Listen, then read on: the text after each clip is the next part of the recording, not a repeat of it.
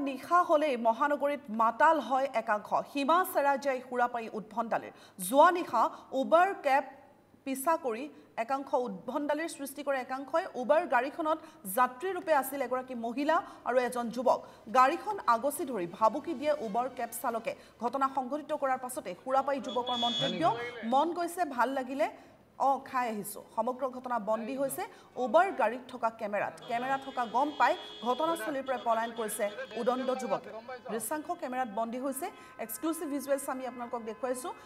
নিশাৰ মহানগৰীত এনে ধৰণৰ দৃশ্য অতি সুলভ পুনৰবাৰ এই ঘটনা সংঘটিত হৈছে গুৱাহাটী মহানগৰীৰ ৰাজপথত সমগ্ৰ দৃশ্য কেমেৰাত বন্দী হৈছে তাৰ পাছতে ঘটনাস্থলীৰ পৰা পলায়ন কৰিছে বুলি জানিব পৰা গৈছে অভিযুক্ত কি হল মন গৈছে বজাব হয় নেকি ভাল লাগিলে বঢ়িয়া